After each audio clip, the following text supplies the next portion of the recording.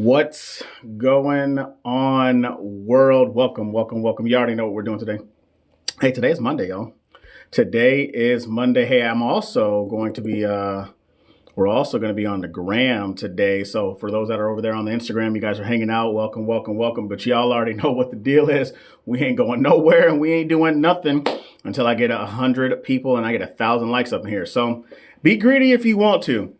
You don't get no knowledge. But if you're new here, welcome. My name is Kevin. I go I go by the Boot Nurse on all social media platforms. I am a nurse. I've been one for almost 4 years. I've worked ICU, OR, as well as PACU.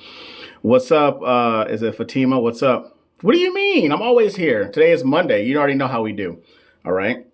Yo, shout out to Jen. I see you out there, emo nurse practitioner.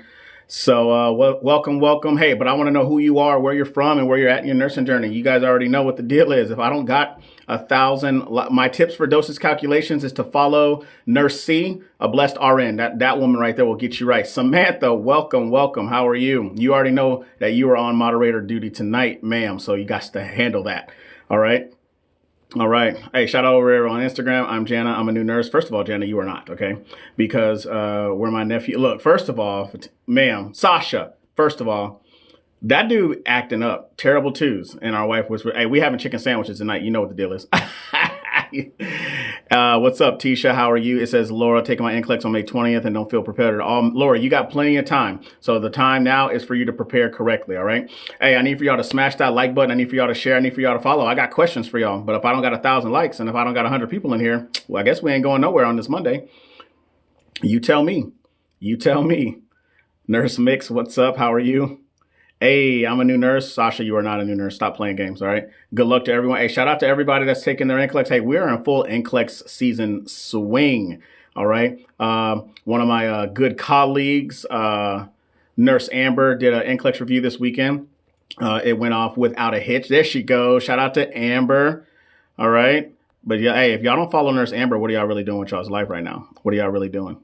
All right. But shout out to Amber. Amber's out there doing her thing in these NCLEX streets, as she says. It says, hey, how are you? I'm still in prereqs. Cool. If you're still in prereqs, that's cool. That's good. That's all right that you're in prereqs, that we're still doing this thing. You know what I'm saying? Because guess what? Your prereqs will get you prepared for the most part. You know what I'm saying? And then when you get into nursing school, things will change and you'll get, education by a fire hose. That's just how it goes.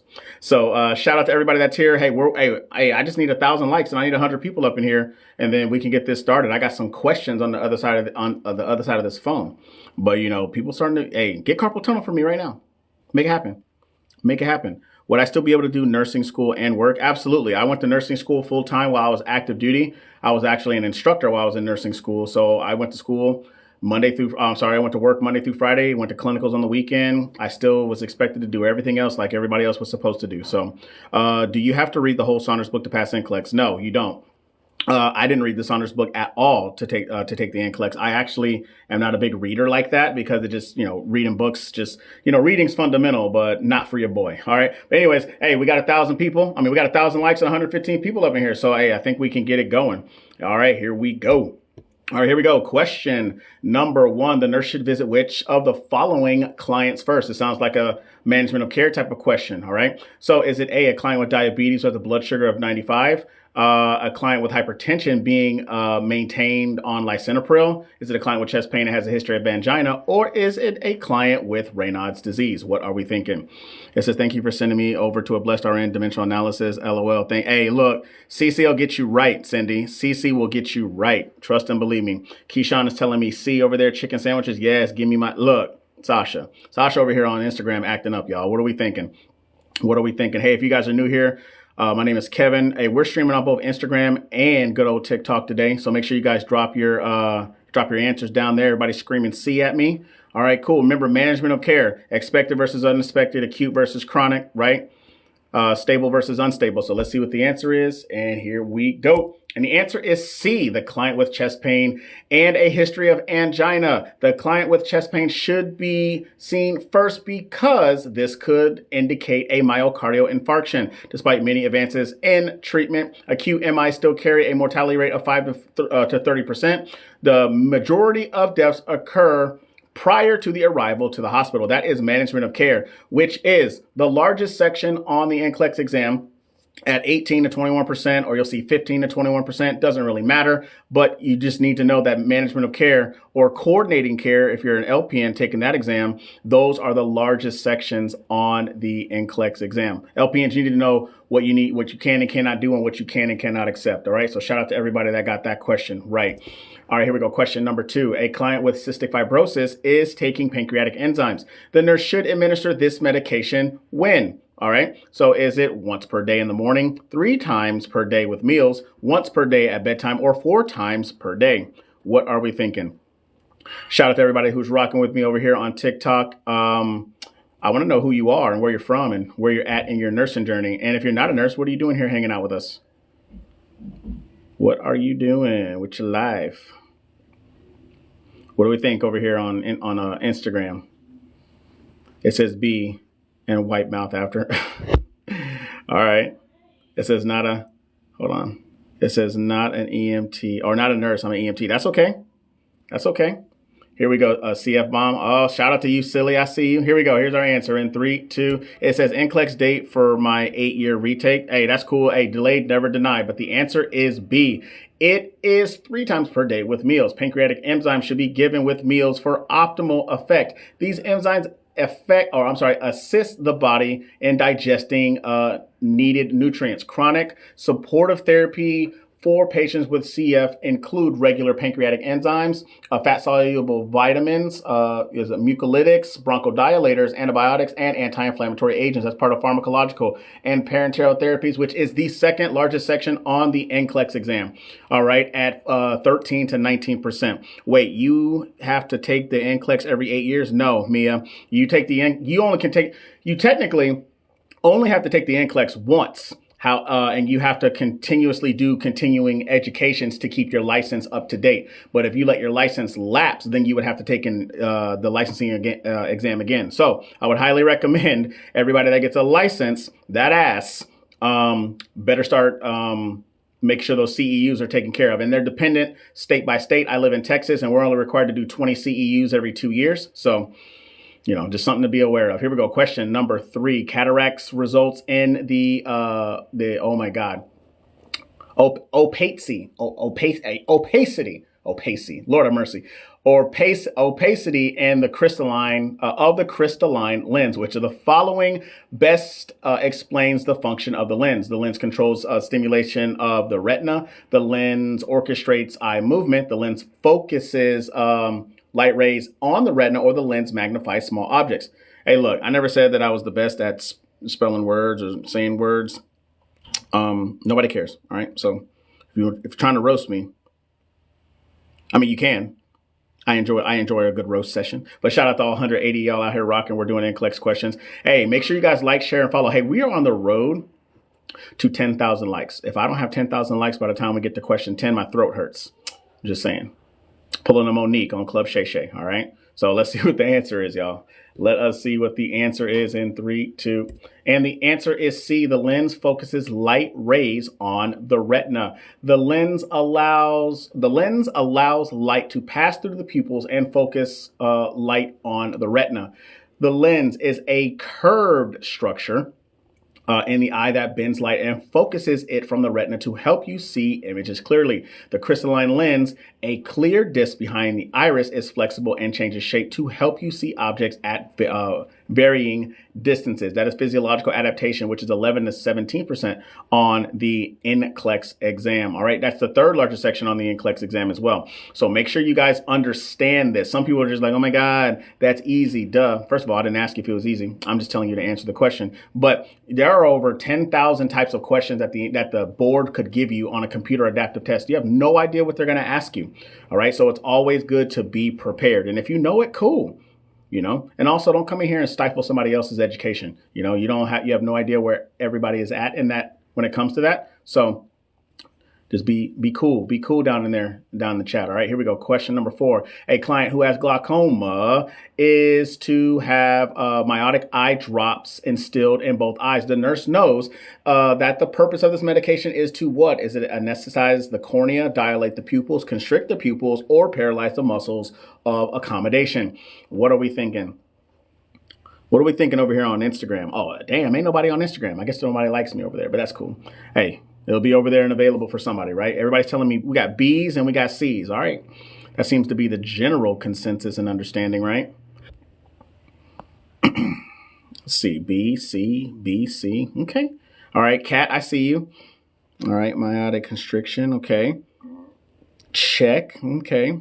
Aaron says C. Amy says C. Jalen says, all right, cool. Let's see. Let us see what the answer is. All right. All right, I'll leave. All right, but the answer indeed is C. It is to constrict the pupils. Meiotic eye drops constrict the pupils and allow aqueous humor to drain out of the canal of Schlemm. Schlemm. Was it a pilocarpine is a muscular acetylcholine agonist that is effective in the treatment and management of acute angle closure glaucoma and radiation-induced xerostomia. All right, pharmacological parenteral therapies. We're talking about eye drops, talking about a medication that's prescribed to a patient with regards to glaucoma.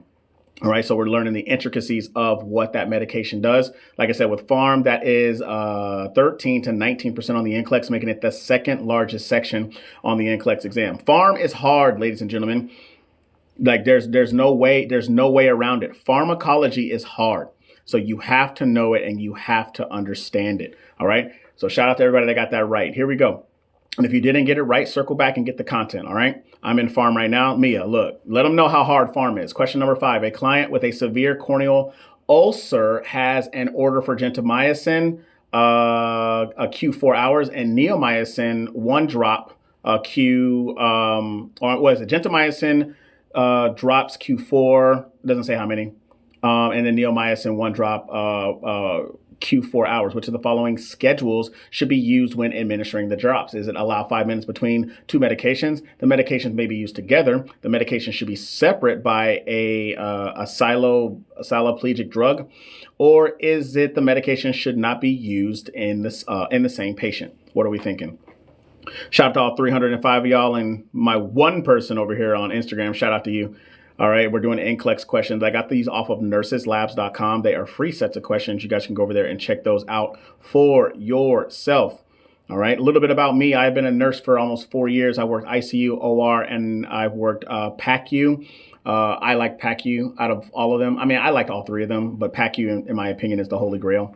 But of course, I want to know about you. I want to know who you are, where you're from, and where you are at in your nursing journey. All right, Samantha, I see you. You meant to say A. Here we go. Here's our answer in 3, 2. And the answer is A. Good job on changing, Samantha. I start pharm in a few weeks and I'm nervous. Hey, pharm is a monster. It is a monster. But the answer is A. When using eye drops, allow 5 minutes between 2 medications. Antibiotic eye drops are prescribed by a doctor to treat bacterial eye infections. They work by killing bacteria and that enter the eye and cause infection. Of course, that's pharmacological and parenteral therapies. All right, pharm, parenteral therapies. Second largest section on the NCLEX at, I already forgot, what is it, 13 to 19%. LPNs, I need for y'all to realize that on your NCLEX, it's all about your scope of practice. You learn the same content that an RN learns. Your scope of practice is just different. But hey, ladies and gentlemen, I have some test taking tips that are over there for y'all. You guys can check them out over there at thebootnurse.com/test. That's my website. But you get 42 pages of test taking tips to help you conquer the NCLEX. That link is also in my bio. Inside of my link tree, if you guys are interested in getting that same thing over there on Instagram, make sure you guys go over there and check that out for yourselves. Get 42 pages of awesomeness, minus the fanny pack, because everybody needs a fanny pack. All right, here we go. Question number 6. The client with color blindness will most likely have problems distinguishing which of the following colors. Is it orange, violet, red, or white? It says finishing or returning to finish my BS in August. Shout out to you, Kimberly. Ooh, somebody said a no. It says we heading to 20K. Cindy, let them know. Let them know. Hey, we're on the road to 20,000. On the road to 20,000 likes. Hey, Instagram. Yeah, just smash that like button. I don't know how many likes I would get over there, but I appreciate y'all. All right. Jazz says red. Okay. Nicola says C as well. Christina says red. Kimberly says red. Okay. All right. Geraldine's always nice to see you. Says red as well. Ryan says B. Okay. Kelsey also says B. Okay. All right, y'all, let's see what the answer is. Let us see what the answer is in 3, 2. And the answer is B. It's violet. It is violet. All right, let us see. Let us see. Clients with color blindness will most likely have problems distinguishing violets, blues, and green. The most common form of protanopia. I'm not even gonna do it. Conditions arise from loss of function in one of the cones, leading to dyschromic vision. Sure, physiological integrity. Third largest section on the NCLEX exam. It says, oh, because violet is a blue. Look at you. Tricky question. That's what I'm saying. Some people are just like, oh, I would never, like, they would never ask you that on NCLEX. You don't even know. If you got a minimum of 85 questions, you got like a whole like 9,900 plus question that they would ever ask you. So you don't know what they would ask. So you always got to be prepared. All right. So shout out to everybody that got that question right, but it is violet. It is violet. Thank you for all the likes and all the love. I appreciate it. We're on the road to 20,000 likes. But here we go. Question number 7. The client with a pacemaker should be taught to what? First of all, understand what a pacemaker is and what it is for. Some people are just like, what is that? All right. Understand that. But is it A, report ankle edema? Is it B, check his blood pressure daily? C, refrain from using a microwave oven? Or D, monitor his pulse rate? What are we thinking? Instagram, what are we thinking over there? What y'all thinking, Instagram? Everybody's telling me C. Oh, we got a bunch of people saying D. Okay. All right. Hey, if you guys are new here, welcome. We're doing NCLEX questions. I got them off of nurseslabs.com. By the way, if you're a nursing student and you haven't shared this with somebody in your cohort, you're wrong, and I need for you to fix yourself. I don't care how you feel about them. I don't care if you like them or not. I don't care if so-and-so took your man. You know what I'm saying? Maybe I might like them on TikTok, though, not in real life. You know what I'm saying? So stop being greedy and share. It says, hi, Kevin. Took my NCLEX on Saturday. Found out I passed. Thank you, Rabbit. Hey, you guys already know what the deal is.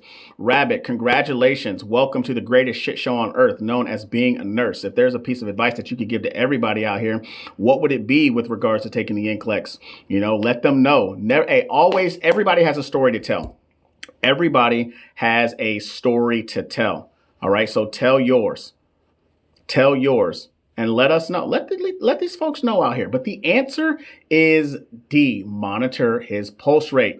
The client with a pacemaker should be taught to count and record his pulse rate. Pacemakers are adjustable artificial electronic pulse generators, frequently emitting a pulse with a duration between 0.5 and 25 milliseconds, all that. Anyways, the cardiologist or pacemaker tech will be able to interrogate and control the pacing rate, the pulse width, and the voltage, whether the device is temporary or permanent. All right, that's part of health promotion and maintenance, which is 6 to 12% on the NCLEX exam. Somebody has just out of curiosity, do they teach you in nursing school about VNS implants procedures? They don't.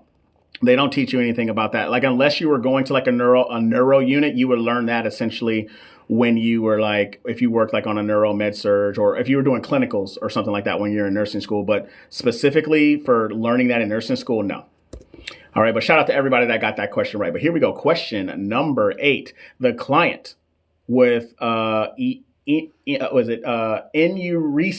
Oh my God, I always mess that up. Enuresis is being taught regarding bladder retaining. The nurse should advise the client to refrain from drinking water after when? 1700, 1200, 1000, or 0700. This is right up my alley because this is military time. You know what I'm saying? But hey, if you guys are just now joining, welcome. Another little thing about me, I was in the Navy for 16 years. I got out of the Navy January of this year. And now I'm like a full-fledged like civilian. Feels weird, but whatever. But shout out to y'all. I've been teaching my 16 years. I was teaching 9. So yeah, no institution of higher learning wanted me. So I came and I brought my talents to TikTok for y'all because I love y'all. You see what I'm saying? So appreciate everybody being here. Kimberly, thank you for your support. I appreciate that. But let us see what our answer is. All right, here we go in 3, 2, and the answer is A. The answer is A. 1900, which is 7 p.m. 7 p.m. for all those military time checkers. All right. Clients who are being retained or retrained, oh my God, retrained for bladder control should be taught to withhold fluids after about 7 p.m. or 1900. If you go to the toilet too frequently, just in case, you might end up making the overactive bladder symptoms worse, because the bladder is then trained to send a signal that you need to urinate as soon as there is a small amount of urine in it. That is also part of health promotions and maintenance, which is 6 to 12% on the NCLEX exam. All right. So shout out to everybody that got that question right. Hey, if this is something that you don't know, circle back and get the information. Circle back and get that content. All right. Here we go. Question number 9. Which of the following diet instructions should be given to the client with recurring urinary tract infections?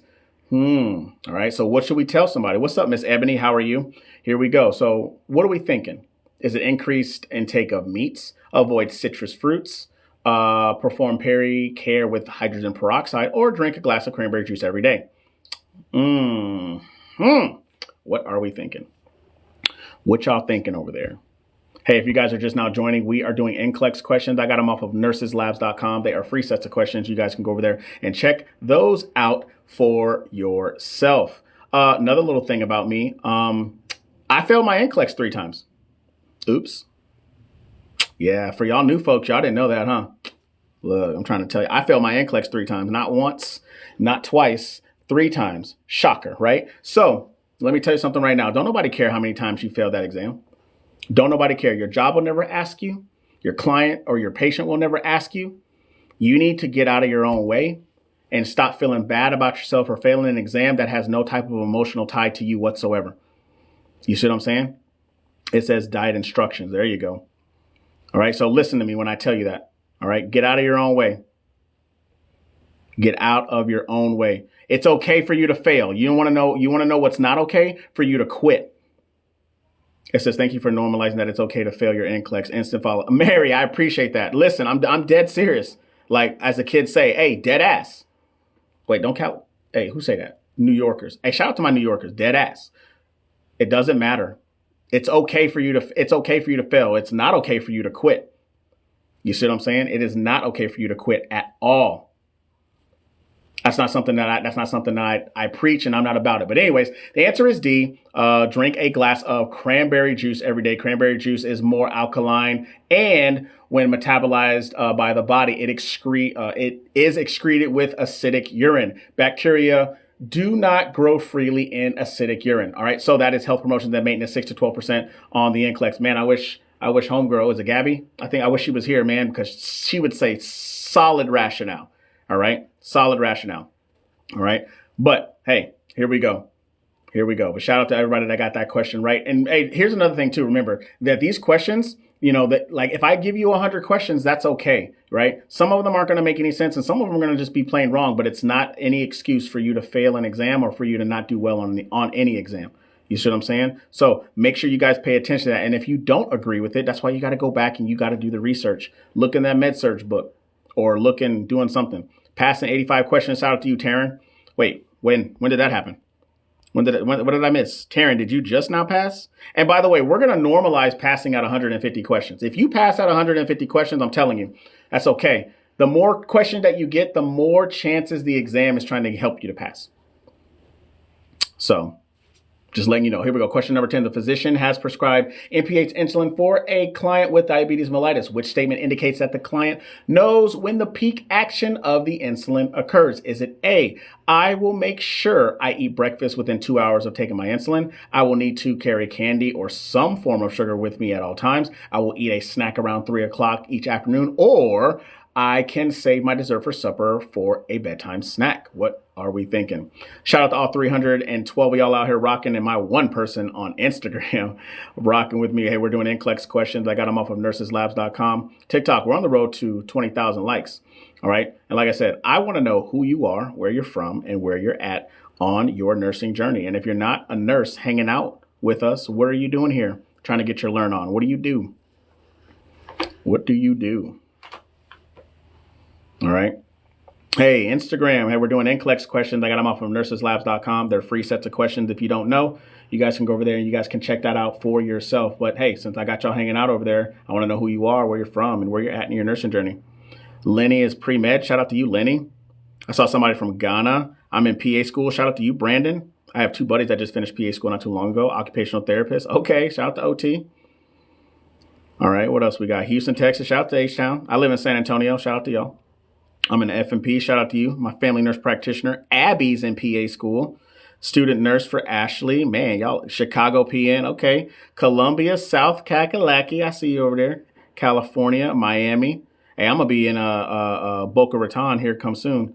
Grenada. Shout out to Grenada. Repeat third semester. Okay, Shannon. Hey, delayed, never denied. Liz, you're a repeat test taker. That's cool. So was I. I took the NCLEX 4 times. San Antonio, Galen. Shout out to you, Annie. It must be the Galen over there.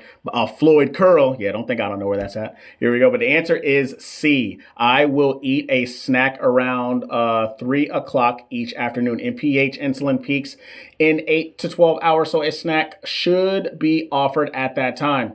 All right. It is on the list of essential medications of the World Health Organization. NPH is FDA approved in adults and pediatric population for the control of type 1 and type 2 diabetes mellitus. That is part of health promotions and maintenance, which is 6 to 12% on the NCLEX. Smaller section, but very, very much important with regards to the questions that will be asked of you on NCLEX. Hey, there was a lot of big things that were going on where people like pharmaceutical companies were like spiking the price of insulin where people couldn't afford it. Like, these are some things y'all got to pay attention to. But ladies and gentlemen, I have a ebook that you guys can check out, which is a guide to help you pass the NCLEX. Conquer it. You want to know why? Because the path to conquering the NCLEX begins with you. It's not what your school didn't provide. We can blame your school all you want. I'm telling you right now. It is all up to you. You want to know why? Because you're the only one taking that exam. All right, so get out of your own way. Check this book out, though. Over 700 pages. I got EKG interpretations, lots of pharmacology, management and delegation, growth and development. You guys can check that out. The book is $29 and it's over 700 pages, like 780. I kind of went overkill, but a lot of people like overkill. So you guys can check that out, thebootnurse.com/victory, or you guys can see the link tree in my bio. All right, here we go. Question number 11. The nurse is caring for a 30-year-old male admitted with a stab wound. Paint the picture. Paint the picture, all right? While in the emergency room, a chest tube is inserted. Okay. NCLEX is overkill. Hey. They be acting up, Ryan. They really do. Which of the following explains the primary rationale for insertion of the chest tube? All right, Nicole, thank you for the follow. Appreciate you. Is it the tube will allow for equalization of the lung expansion? Chest tube serves as a method of draining blood and serous fluid and assists in re-inflating the lung. Chest tubes relieve pain associated with a collapsed lung, or a chest tube assists with cardiac function by stabilizing lung expansion. What are we thinking? What are we thinking? Got a bunch of folks telling me B. Noah's over here telling me B. Shout out to you, Noah. Over here on the gram. Samantha, I was about to call you Ashley. Samantha says A, my bad. It says A allows air in the phone to reinflate the lung. Okay. Bella says B. Okay. All right. Cool. Let us see what the answer is. Man, I forgot to start this timer because y'all be taking forever.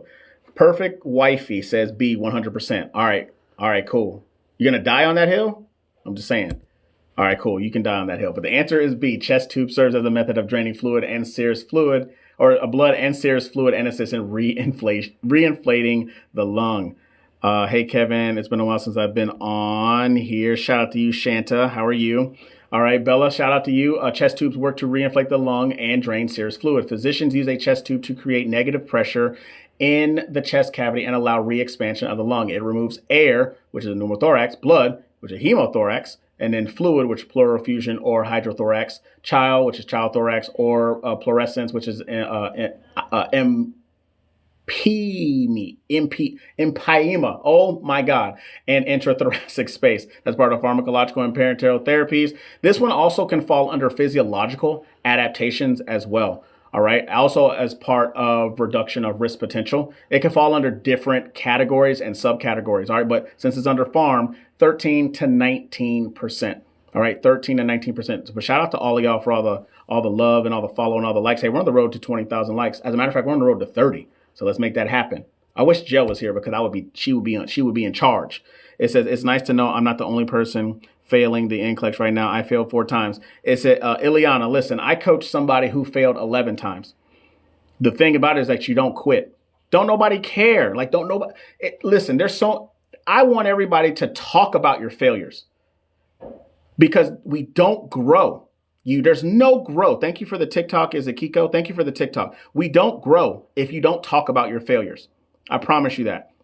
All right, here we go. Question number 12. A client who delivered this morning tells the nurse that she plans to breastfeed her baby. The nurse is aware the successful breastfeeding is most dependent on the what? The mother's education, infant's birth weight, size of the mother's breasts, or mother's desire to breastfeed. I almost said breast wrong. So shout out to everybody. Welcome, welcome, welcome. We're doing NCLEX questions. All right, Joy, thank you for the roses. Or Joyce, I'm sorry. Thank you for the roses. I appreciate you. We're doing NCLEX questions. I got them off of nurseslabs.com. Now, my opinion, and I know if Amber was in here, she would say the same exact thing. These are to get you into the mindset. This is to get you into the mindset and then get you into a routine. If you want to get good NCLEX questions, in my opinion, Amber will tell you to get UWorld. I will tell you to get Archer. I like Archer. UWorld is cool too. They have the statistics to back that up, but they have other ones that are out there as well. So, but those are the two that you'll always hear myself and her recommend. If you guys know who Amber is, NCLEX strategist over there at Enhanced Nursing. Archer is great. So here we go. And the answer is D, mother's desire to breastfeed. Let's see. Success with breastfeeding depends on many factors. The most dependable reason for success is desire and willingness to continue breastfeeding until the infant and mother have time to adapt. Breastfeeding is an important part of a newborn's life. Breastfeeding or lactation provides total nutrition and emotional dependency of the baby on the mother. The strong emotional bond between the mother-child dyad is needed for successful prolonged breastfeeding. That is part of health promotions and maintenance. Your body knows what it's supposed to do. Let them know, Shannon. Let them know. Whoa, hold on. Somebody tell me they passed? Who passed, bro? Who passed? Did I miss something? Hey, shout out to you. You passed NCLEX today. I don't know what your name is because it says 20, whatever the hell that says. But shout out to you, sir, or ma'am, or whatever you identify as. Welcome to the greatest shit show on earth, known as being a nurse. If there's one piece of advice that you could give, what advice would that be? And once again, congratulations to you, Joyce. And is it Kiko? Thank you for the bracelet and for the rose. Thank you for the bracelet, Joyce. You are out here doing your thing.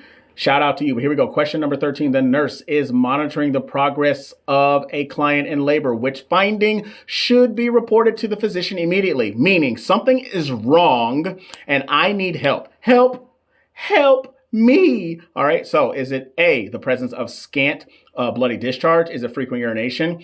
Is it the presence of green tinge amniotic fluid? Or is it moderate uterine contractions? What are we thinking? Shout out to everybody who's over here rocking. Make sure you guys like, make sure you guys share, make sure you guys follow. Hey, we're on the road to 30,000 likes, okay? If I don't get 30,000 likes, by the time I get to question 15, my throat hurts. Y'all know what I'm talking about. Hey, get carpal tunnel for me right now. Get carpal tunnel for me right now. I need everybody to get it right now.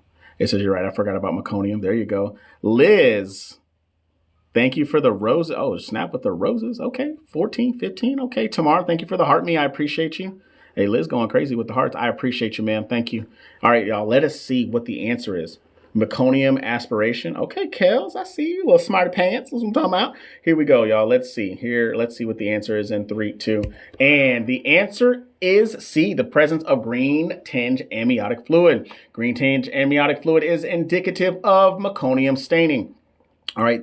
This finding indicates fetal distress, right? Amniotic fluid should be clear or straw tinged with small vernix particles in the fluid. Brown or green staining of the fluid indicates the passage of meconium. Because the fetus swallows amniotic fluid in utero, meconium can be present in an infant's oropharynx at delivery.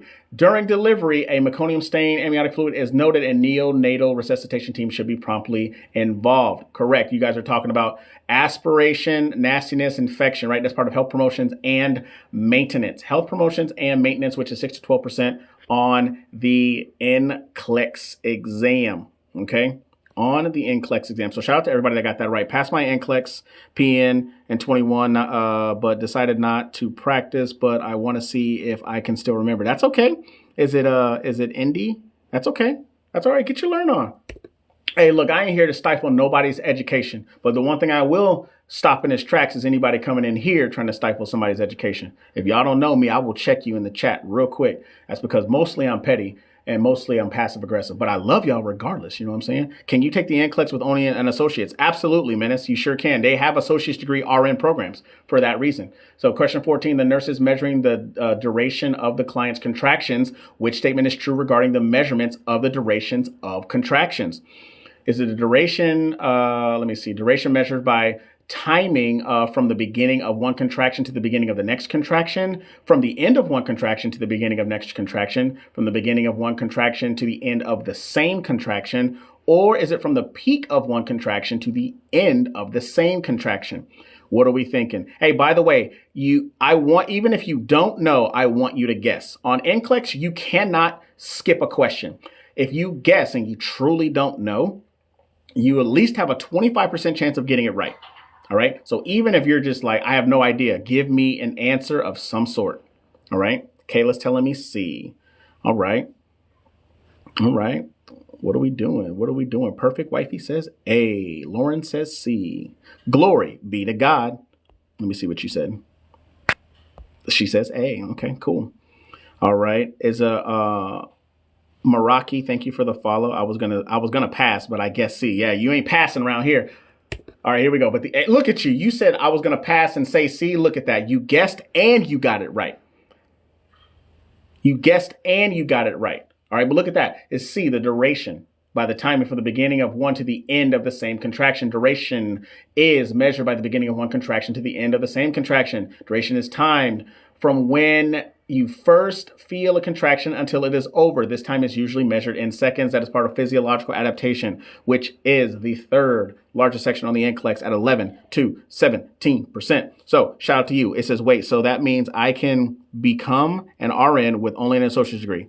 100%, Menace. And I understand why you're excited about that. I didn't even know that you could do that until I was already a bachelor's nurse. And the only reason I was trying to get a bachelor's is because I was active duty in the Navy. And the only way to become a commissioned officer in the military is that you have to have a bachelor's degree. That was duration. Yeah, look at you. Did I say something wrong? I may have said something wrong. But there's tons of people out here that have an associate's degree that work as RNs. I'm telling you right now, like that, the degree doesn't mean that much with regards and big differences when it comes to the BSN. It's all about you working. Trust and believe me. All right. It's all about the skills you acquire when you're working as a nurse. Question 15. The physician has ordered an IV infusion of Pitocin for the induction of labor. When caring for the obstetric client receiving IV Pitocin, the nurse should monitor for what? Is it maternal hypoglycemia? Is it fetal bradycardia? Maternal hyperreflexia? Or is it fetal movement? What are we thinking? What are we thinking over here on the gram? What are we thinking over here on the gram? Shout out to all 400 plus of y'all rocking with me over here. Oh my God. Jell, it's funny. You said that you have arrived. First of all, it's not like I asked where you were when I truly did ask where you were, because I need you in here getting carpal tunnel for me. You know what I'm saying? Get carpal tunnel for me right now. You in charge. You already know what happens. I might just mod you. I ain't gonna lie to you. All right, y'all, here we go. Let us see what the answer is. Let us see. Hey, didn't I say that I needed 30,000 likes before I got to question 15? All right, well, let's see. Let's see what happens. All right. The answer. The answer is, it's fetal bradycardia. Oh, man. The client receiving Pitocin should be monitored for decelerations, right? It is essential to monitor patient fluid while administering oxytocin, as well as the frequency of uterine contractions, patient's blood pressure, and heart rate of the unborn fetus as part of health promotions and maintenance, which is 6 to 12% on the NCLEX exam. Look at you, Gia. You got it right. Whoa, somebody just came in here and told me that they passed. Did I miss something? Oh, Marvell says you just got accepted to RN school. Shout out to you, Marvell. Welcome. Welcome. Nothing but trial by fire. Oh, man, look at that. I can talk. Oh, glory be to God. Here we go. Ladies and gentlemen, real quick. Hey, check this out. I have an NCLEX course, an NCLEX review, 2 actually, where I go through all 8 sections of the NCLEX pie. I talk about NCLEX style questions, how to break them down, as well as you guys get to be part of a community where I do live lectures, as well as break down NCLEX style questions. And you can join that. You can join it right now for $7. $7. And it is for a limited time. It is going to go away at some point. I don't know when, but it is. So you guys can go over there and check that out. That's over at thebootnurse.com/special. That link is also in my bio. Yes, you get it. $7 for 7 days. After the 7 days, you will automatically be jumped in to a monthly subscription of $97. I have 70 videos over there with 2 NCLEX reviews, with 9 videos that are about to be uploaded into my course on Thursday. So just be ready for that. Nothing but knowledge that I'm trying to give y'all. So y'all go over there and y'all check that out. It says, took my NCLEX today. I don't know how I feel about it. But here's the thing, Jell, you took it today, but how'd you feel going into it? Kareen just says, just passing by to say thank you. You helped me pass my NCLEX back in. Shout out to you, Kareen. Shout out to you. A welcome to the greatest shit show on earth. You already know what the deal is. Congratulations to you. If there's a piece of advice that you could give to everyone taking that exam, what would it be? And once again, ma'am, congratulations to you. And I appreciate you stopping by. Well, let me go back. I lied. Oops. The client with diabetes visits the prenatal clinic at 28 weeks gestation. Which statement is true regarding insulin needs during pregnancy? Y'all didn't see the answer. Y'all didn't see the answer. It's okay. Is it insulin requires requirements moderate as the pregnancy progresses? The decreased need for insulin occurs during the second trimester. Sorry, elevation of HCG decrease the need for insulin, or fetal development depends on adequate insulin regulation. All right, what are we thinking? Cody, I see you. I see you, ma'am. How are you? I see you. All right, what are we thinking, y'all? What are we thinking? What are we thinking? You might pass. What you mean I might pass? What you talking about? I felt okay going into the test. Okay, that's good. Because usually when you go and you take the NCLEX, most people are nervous taking it. But if you go in with some type of clarity and you use good words of affirmation and positivity, you're going to go out there and you're going to rock it. Not B or C. Okay, Ryan. So if it's not B or C, it's either A or D. Which one? What type of diabetes? Sorry, I'm joining. Doesn't matter. It didn't ask. Insulin regulation is the key. Okay. And we're talking about a 28-week pregnant woman, right? So what type of diabetes do we think it is? There we go. Let's see what the answer is. All right, here we go. In 3, 2, and the answer is D. Its fetal movement depends on adequate insulin regulation. Fetal development depends on adequate nutrition and insulin regulation. Significant alterations in maternal metabolism during pregnancy ensure a continuous supply of nutrients to the fetus. Glucose is the primary energy source for the fetus. In early pregnancy, increases in maternal insulin sensitivity enable the storage of energy and nutrients. That is part of pharmacological and parenteral therapies, which is the second largest section on the NCLEX exam at 11 to 17%. All right. You guys have got to understand insulin, endocrinology, even though we're talking about this is part of maternal health. You got to understand how the endocrinology aspects of this work. You got to know about insulin. You got to know about the different types of diabetes. By delivery, insulin needs to be tripled. Yeah. Why, Kelsey? I work in endo. Oh, okay. That makes sense. That makes sense, Kelsey. I just dropped it. Kelsey, I appreciate you dropping in and dropping the knowledge. I just finished my ADN course, waiting for my authorization to test. Shout out to you, Leanne. Shout out to you. All right. But hey, if you don't understand pharmacology, I'm telling you right now, it's the second largest section, but it's hard. It may not be hard for some people, but it's hard for a lot of people to grasp because there's a lot of medication that they can throw at you. You're taking OB right now because mamas are sweet. Mamas are sweet. It says, I just got into nursing school. Is it Oriana? Shout out to you, Oriana. You're getting into nursing school. Congratulations. That's a milestone in itself. Hey, you're just getting started. Time management is going to be your best friend. Question 17. A client in the prenatal clinic is assessed to have a blood pressure of 180/96. The nurse should give priority to what? Providing a calm environment, obtaining a diet history, administering analgesics, or assessing fetal heart tone. What are we thinking? Everybody screaming D at me. Got one person saying A. Hey, shout out to y'all getting me to 30,000 likes. 33. Oh, man, y'all so sweet. I appreciate it. Give me the 40,000 likes right now. Right now. Hey, and if you guys are new here, welcome. We are doing NCLEX questions. I have gotten them from nurseslabs.com. They are free sets of questions. You guys can go over there and you guys can check those out for yourself. All right. Make sure you guys smash that like button. Make sure you guys share and you guys follow. Mostly, I want you to be my friend, in real life sometime, maybe one day, you know what I mean? But I need you guys to follow me and like, because the For You page needs that, all right? And also, I want to know who you are, where you're from, and where you're at in your nursing journey. All right, here we go. The answer is A, provide a calming environment. Let's see. Let us see. Let us see. I know y'all about to get mad at me, but let's read what the rationale is. All right. It says a calm environment is needed to prevent seizure activity. Any stimulation can precipitate seizures. Establish measures to lessen likelihood of seizures. Keep the room quiet and dimly lit. Limit visitors. Plan and coordinate care and promote rest. Lessens environmental factors that may stimulate irritable cerebrum cerebrum and a cause of convulsive state. Health promotions and maintenance. I know. Everybody was telling me D. Somebody said eclampsia. Look at that. Oh. Y'all look at y'all. Okay. All right. So, ladies and gentlemen, understand that. Understand. Tricky, right? Sometimes it could be just that one word. It could be that one word. All right. So make sure you guys, if you guys don't understand that, you circle back. Look at maternal health, maternal newborn. All right. Or maternity health or anything like that.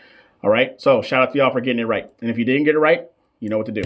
Here we go. Question number 18. A prima gravida, age 42, is 6 weeks pregnant. Based on the client's age, her infant is at risk for what? Is it Down syndrome, respiratory distress syndrome, Turner syndrome, or pathological jaundice? What are we thinking? What are we thinking?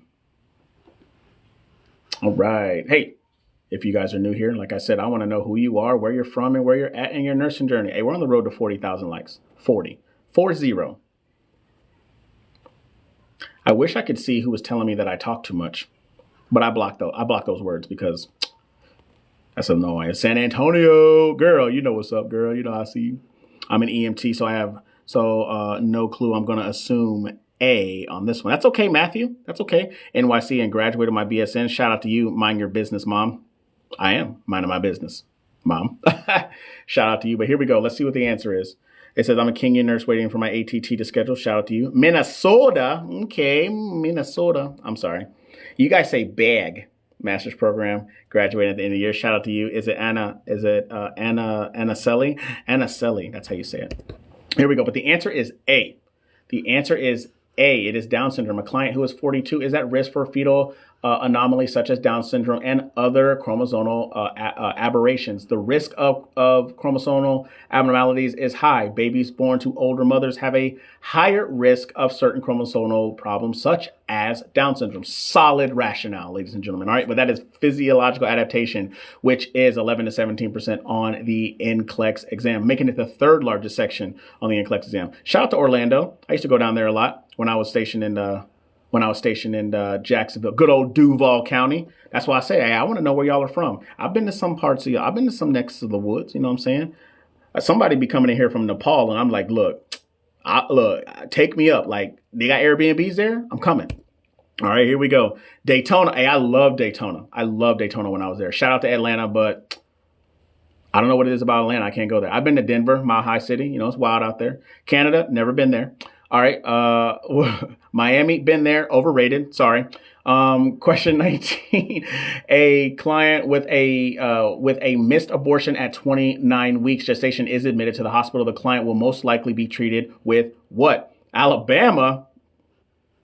Y'all lost Nick Saban. Anyways, magnesium sulfate, calcium gluconate, dinoprostone, or is it bromocriptine. There we go. Louisiana, shout out to the Lou. Everybody's telling me C. Okay.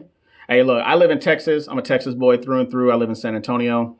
You know what I'm saying? So shout out to everybody that lives in the good old SA. I love it out here. Mexican food will get you right and get you big, but you know what's up. War Eagle. We wasn't a fan, War Eagle. All right. Shout out to all 221 of y'all. Hey, a little bit about me if you're new here. I've been a nurse for 4 years. Almost 4 years, sorry. I'm an RN with my BSN, if that matters. I worked ICU, OR, as well as PACU. I was in the Navy for 16 years. 9 of those 16 years, I was a master instructor, taught a whole bunch of different stuff with a bunch of different programs. And I failed my NCLEX 3 times and passed it on the 4th. Can I use your $7 course anytime? Once you purchase it, you have 7 days to utilize that $7. After that, it goes to a full subscription of $97. All right. Everybody's telling me B. Let's see what the answer is. And the answer is D, is dinoprostone. Dinoprostone. All right. The client with a missed abortion will have induction of labor. Prostin E is a form of prostaglandin. Look, sorry, used to soften the cervix. Prostaglandin E2, also known by the name of dinoprostone, is a naturally occurring compound that is involved in promoting labor, though it is also present in the inflammatory pathway. I'm just going to call it PGE2, is FDA approved for cervical ripening for the induction of labor in patients for which there is a medical indication for induction. Physiological adaptation. Passed my NCLEX 24 years ago. Shout out to you, cool Mimi. Hey, at least you took it on the computer. You know, you didn't have to take it on paper. So physiological adaptation, 11 to 17% on the NCLEX exam, making it the third largest section. So shout out to everybody that got that question right. And if you didn't, hey, pharmacology is a monster, ladies and gentlemen. Go back and look at it. Go back and look at it and become familiar, all right? Here we go. Question number 20. A client with pre-eclampsia has been receiving an infusion containing mag sulfate for a blood pressure that is 160/80. Deep tendon reflexes are plus or 1+, and the urine output for the past hour is 100 mLs. The nurse should what? Continue the infusion of mag sulfate while monitoring the client's blood pressure. Stop the infusion of mag sulfate and contact the provider. Slow the infusion rate and turn the patient to her left side, or administer calcium gluconate IV. Push and continue to monitor the blood pressure. What are we thinking? What are we thinking? Shout out to all y'all out here rocking. We are doing NCLEX questions off of nurseslabs.com. Samantha is telling me A. All right. All right. What are we thinking? Stacy's telling me A. Candace is telling me B. E-Money. E-Money, when did you get here? E-Money saying B, though. Shout out to E-Money. You said B? Okay. All right. Nana RN says B. All right, cool. Let us see what the answer is. Here we go. Here is our answer. It says just pulled up with the money bag and everything. All right, here we go. But the answer is A. Continue the infusion of mag sulfate while monitoring the client's blood pressure. The client's blood pressure and urine output are within normal limits. The only alteration from normal is the decreased deep tendon reflexes. The nurse should continue to monitor the blood pressure and check the magnesium levels. The therapeutic level is 4.8 to 9.6 milligrams per deciliter. Magnesium levels must be monitored frequently by checking serum levels every 6 to 8 hours, or clinically by following patellar reflexes or urine output. I don't like that one, because usually at the bare minimum, you want to have a urinary output of, you'll see, like 20 to 30. 100, that sounds a lot. I don't like this one. However, we're talking about mag sulfate. So what I will say about this question is understand what the parameters are for mag sulfate for a pregnant person. All right. I don't like this question because the assessment seems a bit off, and the assessment is off, like especially with that blood pressure, because mag is supposed to help with that, as well as not have that urinary output. I don't like either. Yeah, so we'll omit this one, but we'll let us understand that we need to go back and we need to look at mag. This is what we do, baby. This is a get me to 40,000 likes. Stop playing games. All right, here we go, ladies and gentlemen. I wrote a book. It's called Conquer It. You want to know why? It's because the journey to conquering the NCLEX begins with you. I failed my NCLEX 3 times because I couldn't get out of my own way. I could not get out of my own way. I thought I knew what I was doing, and I didn't. And then you want to know what happened? The clouds opened up, and God put somebody in front of me that guided me. And now you know who that person is. That person is called a mentor. I wrote a book. It's going to be available June 5th, which is my 4-year anniversary of becoming a nurse, right? And so this is not just a run-of-the-mill book. This book is going to talk about the journey and all the struggles that we all go through when we're studying for it, whether you're taking it once or you're taking it 12 times. You see what I'm saying? And then at the end, I tell you about the things that I did differently in order for you, or in order for me to conquer. So I wrote this book for y'all to realize that y'all can get through this as well. So check it out. All right, you can go pre-order at thebootnurse.com/books. That link is also in my bio. And it's going to be a good time. It's going to be a good time. All right, here we go. Ryan, why the sad face? Perfect Wifey says, look at you. Look at me. Look at me now. Hey, I wrote a book. Here we go. Question 21. Which statement made by the nurse describes the inheritance pattern of autosomal recessive disorder? Is it A, an affected newborn has unaffected parents? The affected newborn has one affected parent. Affected parents has 1 in 4 chance of passing on the defective gene. Or is it D, affected parents have unaffected children who are carriers? What are we thinking? What are we thinking? Everybody's telling me B. Okay. Shout out to Instagram. Instagram, what y'all think? What y'all think over here? Hey, we're doing NCLEX questions. Got them off of nurseslabs.com. Nurseslabs.com, free sets of questions. Make sure you guys smash that like button, you guys share, and you guys follow. Also, once again, I like being nosy. Where y'all from? I want to know where you are, who you are, where you're from, and where you're at in your nursing journey. Only if you're new here. Jill, we don't care where you from. All right, you tell everybody we don't care no more. All right, here we go. I'm graduating in August. You live in VA. Shout out to VA. Got some buddies that live out there. Live in NY. Okay. You live in New York or New York City? Palm Beach. Okay. All right. Oh, my bad, Jill. I thought you left. My bad. Anyway, the answer is C. Affected parents. Shout out to Ohio. Affected parents have 1 in 4 chance of passing on the defective gene. Long Island. Oh, I can only imagine how you said that. Let me stop tapping then. Oh, Jill, you going to play that game? All right, cool. Meraki's from Minnesota. Okay. Bronx. Shout out to the Bronx. Okay. Oakland. Hey, y'all wild out there in Oakland. TikTok be letting me know. Hey, Oakland and San Diego. Hey, Oakland and San Francisco. Y'all tried to kill Keith Lee, and I'm not with that. I'm not with that at all. Shout out to Pennsylvania. All right. But here we go. New Hampshire, Arizona. Okay. Autosomal recessive disorders can be passed from parents to the infants. If both parents pass the trait, the child will get 2 abnormal genes and the disease results. That's part of physiological adaptation. Princess from the UK. Tisha, y'all got me. Yeah, y'all got me to 40K. I love it. Physiological adaptation, 11 to 17% on the NCLEX exam. 3rd largest section. All right. So make sure if you guys didn't understand, you circle back and understand the content. Understand the content. All right. That way you can apply it to the question. Remember, NCLEX wants you to use critical thinking so you can apply it and make a clinical judgment. Not you calling me. Hey, if y'all don't know who Nurse Tibby is, it's Nurse Thibodeau MSN. Look, she's like nurse of the year, runs OR, calls me Nurse Daddy K. Look, she out here acting up. Miss Thibodeau, how are you, ma'am? How are you? Here we go. Question number 22. A pregnant client, age 32, asked the nurse why her doctor has recommended a serum alpha fetal protein. The nurse should explain that the doctor has recommended test why. You're good. Because it's a state law to detect cardiovascular defects because of her age, or to detect neurological defects. What are we thinking? What are we thinking? It's such a wonderful learning experience. Thank you for doing this for everybody. Of course, I love doing that. I've been doing these. I've been doing TikTok for a year, and I want to say I've been doing this like questions specifically almost a year as well. So I love doing it. You want to know why? No institution of higher learning wanted to hire me as an adjunct. So I said, fuck it. Here we go.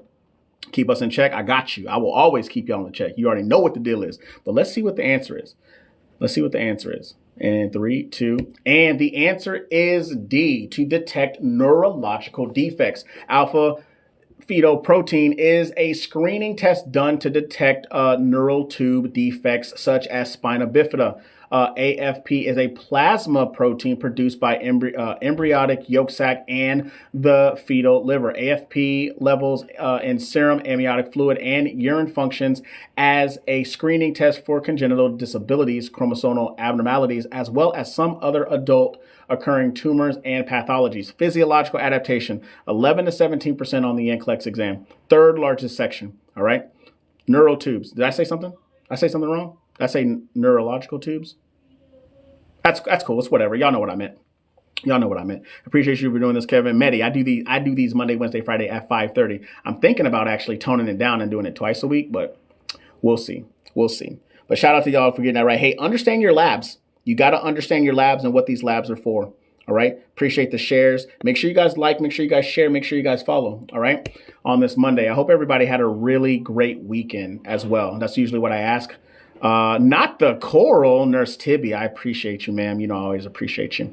Here we go. Question number 23. The client with hypothyroidism asked the nurse if she will need to take thyroid medication during the pregnancy. The nurse's response is based on the knowledge that what? So somebody who has hypothyroidism, should they take their thyroid meds as being a pregnant person? There's no need to take the thyroid medication because the fetus's thyroid produces a thyroid stimulating hormone. Regulations of thyroid medication is more difficult because the thyroid gland increases in size during pregnancy. It is more difficult to maintain thyroid regulation during pregnancy due to the slowing of metabolism. Or is it D, fetal growth is arrested if thyroid medication is continued during pregnancy? What are we thinking?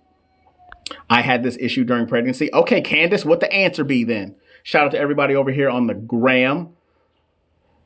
Also on the gram, hey, you hanging out here getting this knowledge. I want to know who you are, where you're from, and where you're at in your nursing journey. And make sure you guys share. Make sure you guys share the live stream. I had to take it. Oh, look at you, Candace. Candace, that's kind of cheating, mostly because, you know, you've already been through it. So that's okay, though. If you ain't cheating, you ain't trying. Hey, listen, I don't condone that. I don't condone that, all right? Don't be out here cheating, all right? Don't do that. Don't be bringing infidelity on your exams. All right. But the answer is B. Regulation of thyroid medication is more difficult because the thyroid gland increases in size during pregnancy. Let us see. All right. During pregnancy, the thyroid gland triples in size. It triples in size. This makes it difficult to regulate thyroid medication. During pregnancy, there is an increased metabolic need of the maternal body, resulting in changes in thyroid physiology. These changes in thyroid physiology reflect in altered thyroid function tests. That's part of pharmacological and parenteral therapies. This is not fun during my this was not. I bet it wasn't. I bet it was not.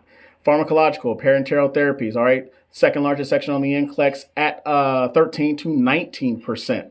13 to 19%. I lost weight. I lost weight and only gained what? Only gained what? Muscle? You got jacked out here?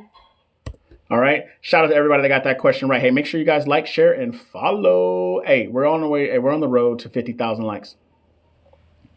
We're on the road to 50,000 likes. If you want me to say my next statement, if you don't want me to say it, I need carpal tunnel right now. Jill, what are you doing? Question 24. The nurse is responsible for performing a neonatal assessment on a full-term infant. At 1 minute, the nurse would expect to find what? An apical pulse of 100, an absence of tonus. Is it cyanosis of the feet and hands, or is it jaundice of the skin and sclera? Who can tell me what this is? Who can tell me what this is? Who can tell me what this score is? I'm cramp. You're catching a cramp? That sounds like some, never mind. I ain't going, nope. Nope, I'm not doing it. What are we doing, y'all? What are we doing? Shout out to everybody here rocking. We're doing NCLEX questions. I got them off of nurseslabs.com. They are free sets of APGAR, the APGAR score. Shout out to y'all. Hey, you better understand it. You better understand it.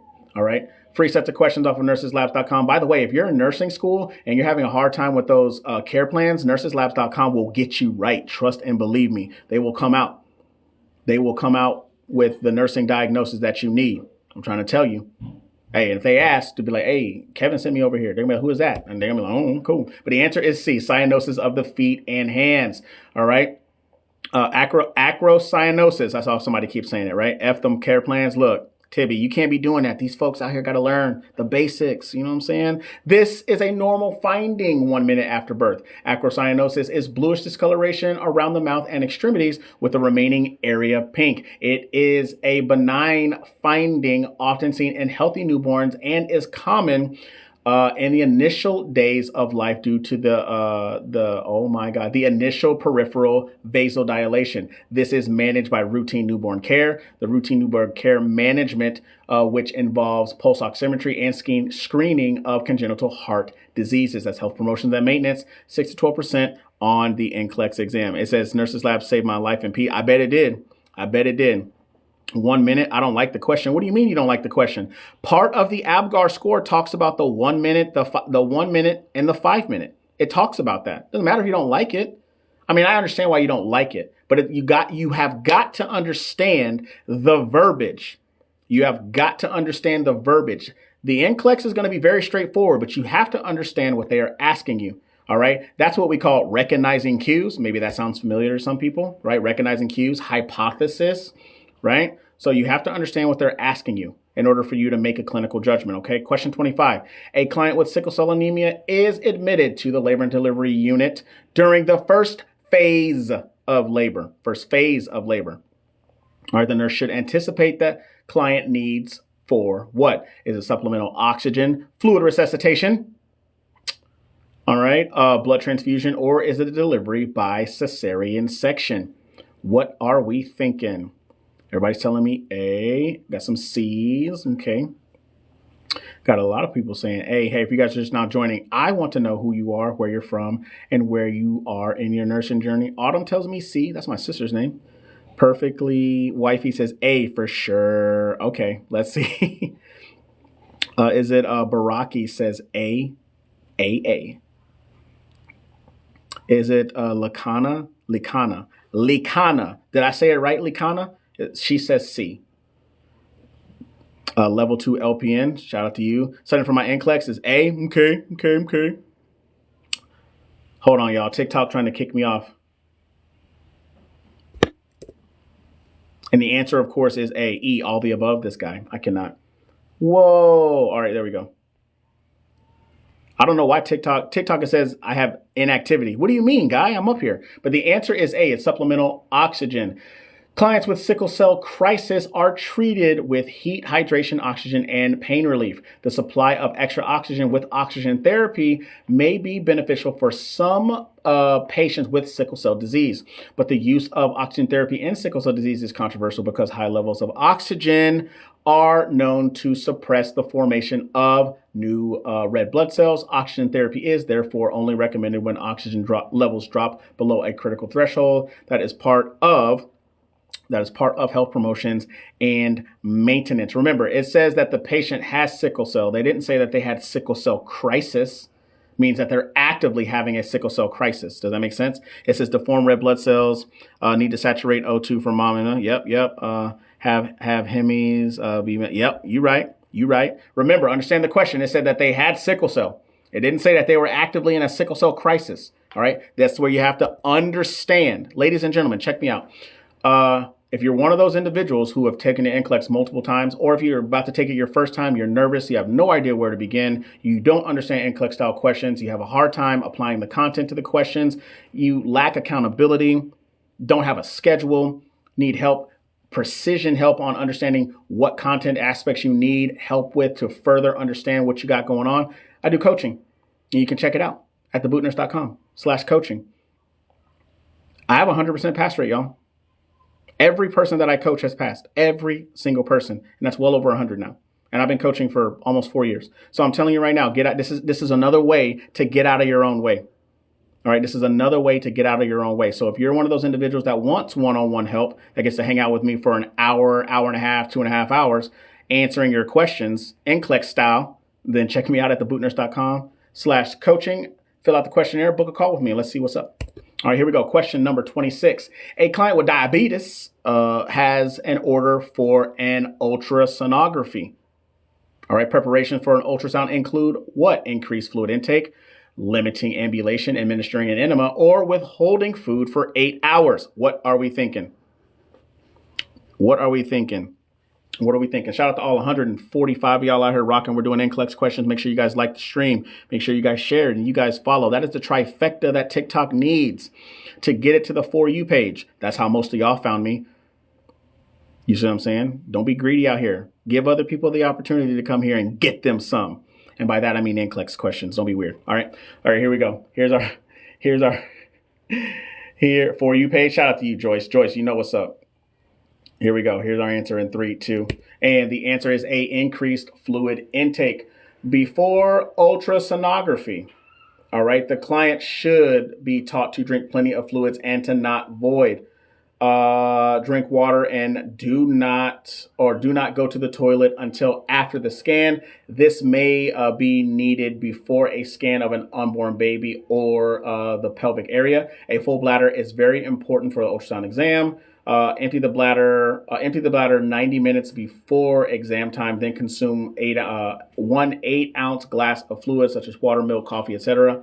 About an hour before the exam. That's part of risk of reduction potential, or reduction of risk potential. I'm sorry, 9 to 15% on your NCLEX exam. So remember, a management of care, farm, physiological adaptation, and reduction of risk potential make up more than 50% of the NCLEX exam. More than 50%.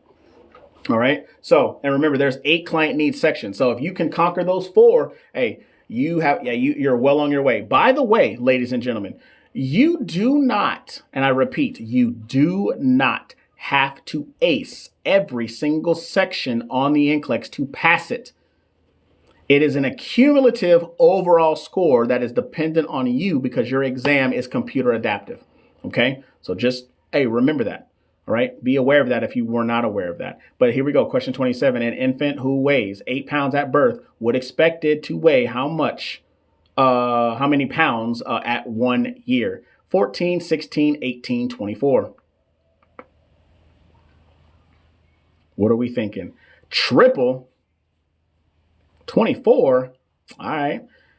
Got a bunch of folks out here saying, perfectly wifey just said D. Usually she's like, real solid. She's just like D, final answer, D, 100%. Oh, see, look at you.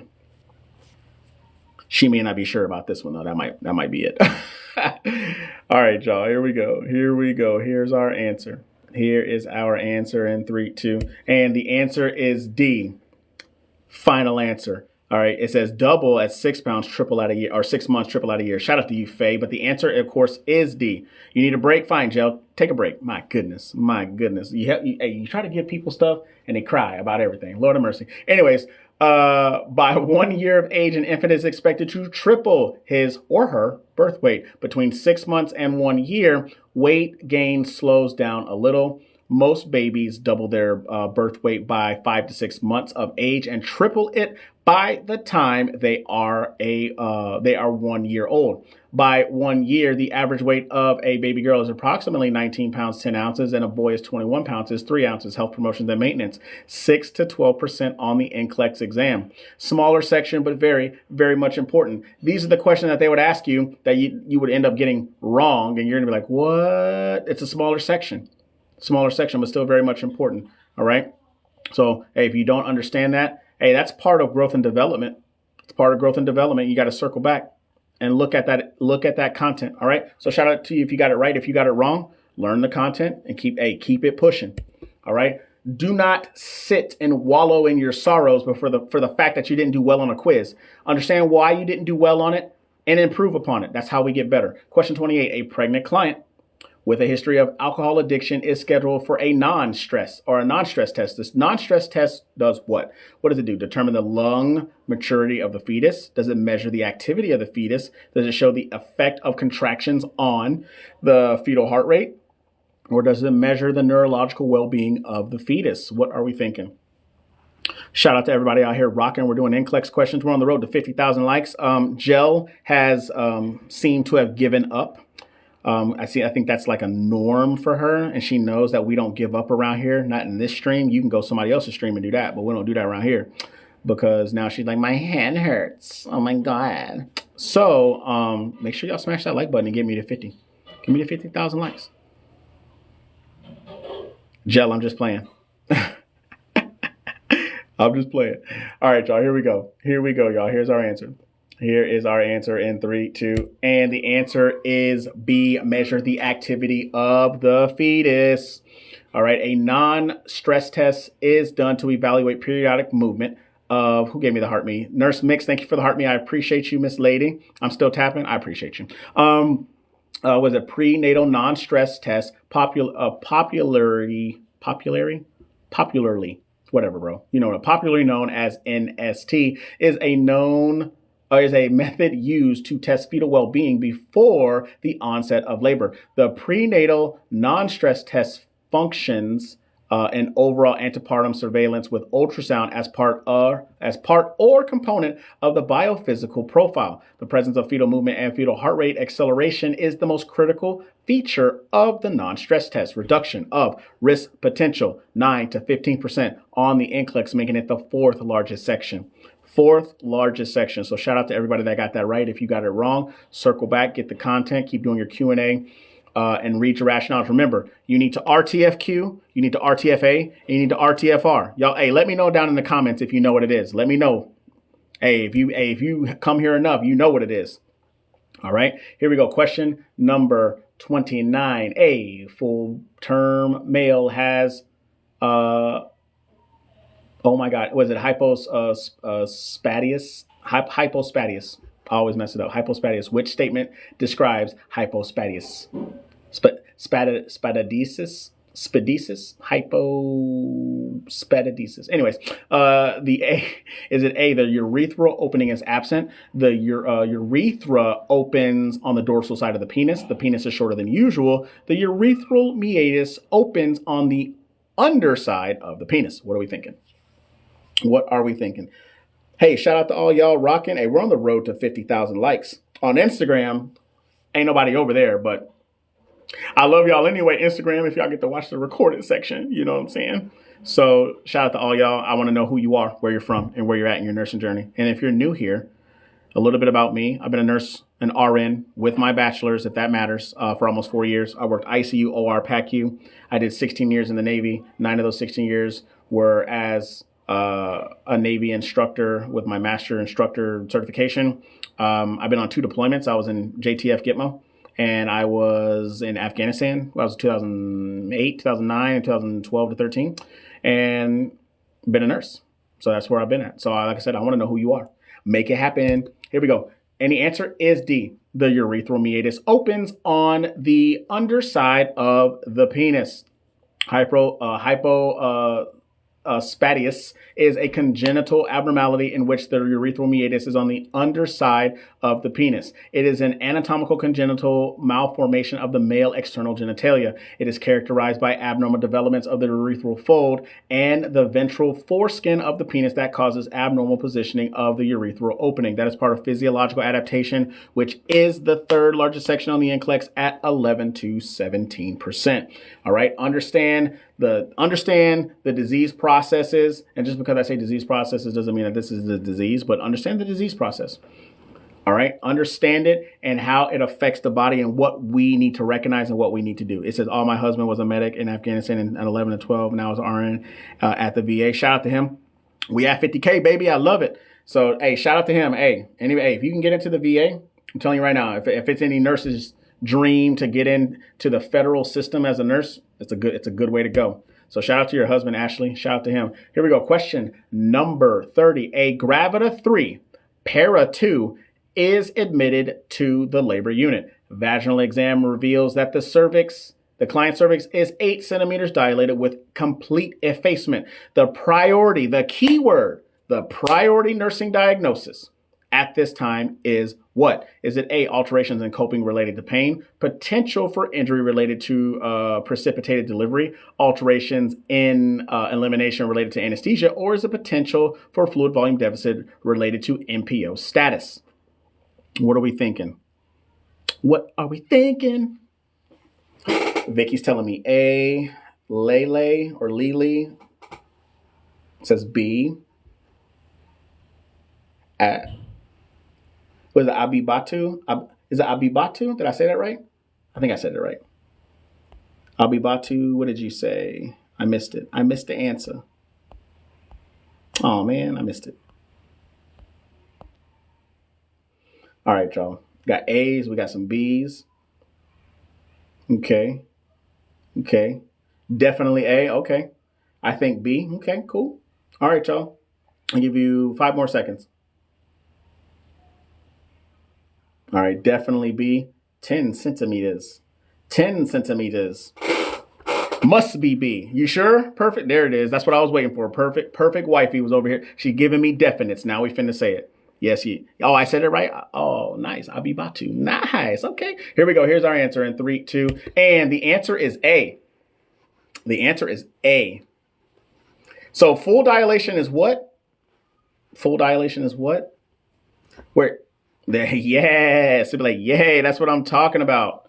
That's what I'm talking about. Oh, no. All right, here we go. Transition is the time during labor when the client loses concentration due to intense contractions. Assess nature and amount of vaginal showing, cervical dilation, effacement, fetal station, and fetal descent. Cervical dilation should be approximately 1.2 centimeters per hour in the nullipara and 1.5 centimeters per hour in the multipara. Vaginal showing increases with a fetal descent. Choice and timing of medication is affected by the degree of dilation and was a contractile pattern. That's part of health promotions and maintenance. Health promotions and maintenance. Now,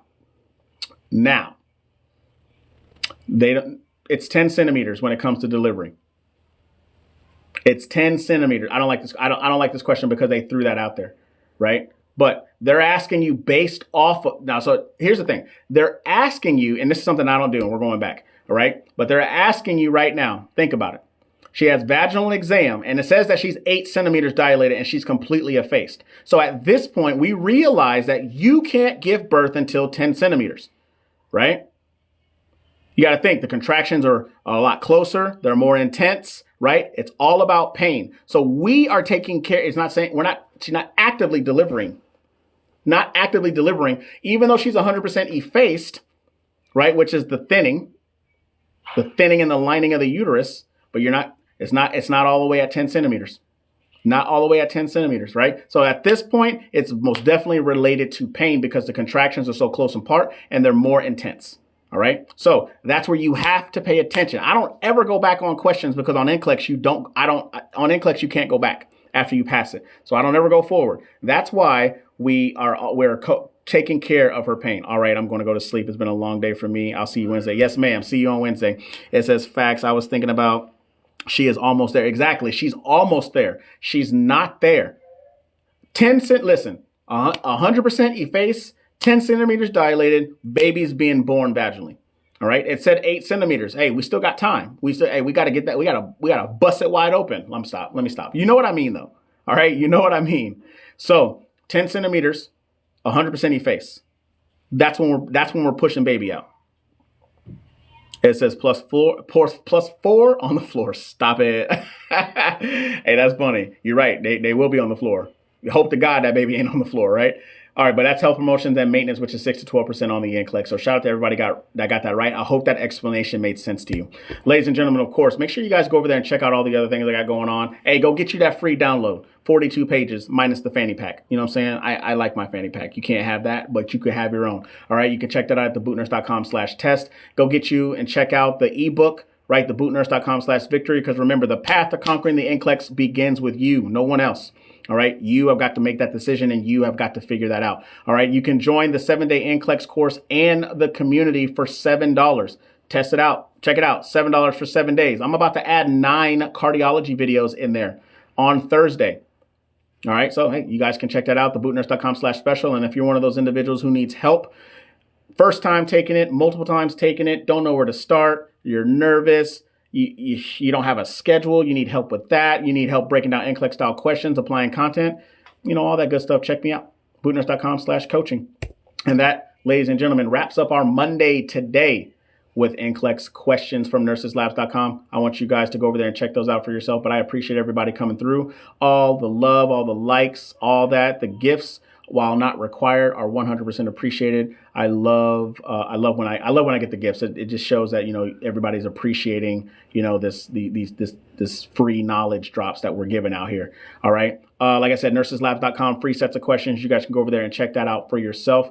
I'm gonna do like an Ask Me Anything. I'm gonna turn the camera around so you guys can hang out for probably about and I'll answer questions. But make sure you guys go check out thebootnurse.com/special. $7 to join, get you a free download. Check out Conquer It. It's coming out June 5th. And of course, like I said, if you need coaching, check that out as well. All right. So I'm going to turn. Hey, what's up, y'all? How y'all doing? Hey, look, I'm kind of having like a wild hair day today. You know what I'm saying? Somebody told me today I look like Jason Derulo, and I'm just like, girl, You the one anyways, you know what I'm talking about. But hey, Instagram. I love y'all, but y'all don't get this part. If y'all want to hang out, come over to good old TikTok. Bye. Hold on, y'all. There we go. All right, but anyways, it says I was hanging around here with you guys instead of studying for my first med surg exam. Look, but did you learn something though? But did you learn something, perfect wifey? You guys are very welcome. Is it Morales? A Morales, thank you for the follow. I appreciate you. You're very welcome. Michelle says, is it true that they're going to change the test back to the old one because too many people are passing? No, not that. So who told you that? Number one. So here's the thing. The NCLEX pass rate increased from the 2023 year. It actually increased from 77 or 79% to 88%. That's what the NCLEX pass rate was before that. And the thing about it is, like, they're not going to change it because it's easy. They made it more relevant. You saw it in the Facebook chat. It's not true. I follow the NCSB. I follow the ncsbn.org. I follow them and I look at all their stuff. I read all of their forums and I read all of their instructions as well as I read all of that stuff. I'm a nerd like that. And I'm telling you right now, if it came out, I would have already known about that. So that's another thing. You're in a Facebook. Look, I don't believe most of the time. I believe shit more off TikTok now than I do off Facebook, right? But if you did hear that, that's where you got to do your due diligence. But they just updated it in April of last year.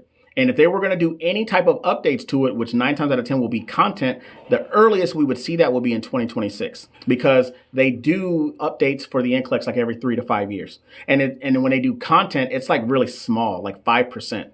Right. But the new generation NCLEX, the content is still the same. It's only delivered to you differently. They give you case studies. They give you all the information you could ever want. And then you answer the question based off of the information that's given to you. And you need to know how to critically think based off of everything that's given to you. So what's the best way to reject a contract and ask for hourly? I don't plan on staying. Are you trying, like, do you already work there? Like, is it cakey? You got to give me a little bit more, context. You got to give me a little bit more context. But shout out to all of y'all that are still rocking with me. Hey, if you guys are just now joining, we just finished doing NCLEX questions. No, for a new grad. So here's the thing about a new grad. And I'm not even going to lie to you. While it's not difficult, it is very hard to negotiate salaries and stuff like that. With no nursing experience. It's really, really hard. So now that you're telling me that you're a new grad, what's the best way to reject a contract and ask for hourly? What do you mean? Like, so how are they going to pay you? Like salary, monthly, bi-month? Like, how are they doing that? Or were you trying to get paid weekly? Because if you're trying to work for a hospital, like a big hospital, look, they got payroll. They do things differently. They do things on the old industrial way versus if you work with an agency, they're going to pay you weekly. You know what I'm saying? So there's that. Be very aware as a new grad that you really don't have a lot of leverage to stand on with regards to experience of being a nurse. However, here's one thing I will tell you. I think that every nurse should go to a hospital or should get some type of bedside nursing experience. Now, hold on. You don't have to do that. There's people that know people that have never touched a hospital, and that's cool, and I'm cool with that. But one thing I will say to you is that once you get 6 months of experience, listen to me. 6 months of experience is 6 months of experience that can get you somewhere else. Trust and believe me. All right. So if med surg is where you want to go, cool. Go to med surg. ICU is where you want to go, cool. Do there. You're not tied down to anybody. It says it would be by the hourly rate. Reject the contract to stay for, say, 2 years minimum. I don't want to have to pay out of the contract when I move, for sure. So honestly, ChatGPT will do it for you. Go on ChatGPT and ask it to write you a rejection based off of whatever that contract is, and watch it spit it out. Watch it spit out a reply faster than you could blink. I'm not lying. Check that out. Hey, but shout out to all 74 of y'all. What questions do you guys have? A lot of people want to know about the NCLEX course. A lot of people want to know about how many times they can take the NCLEX exam, and that all depends, it's state by state, So what other questions do you guys have on this Monday?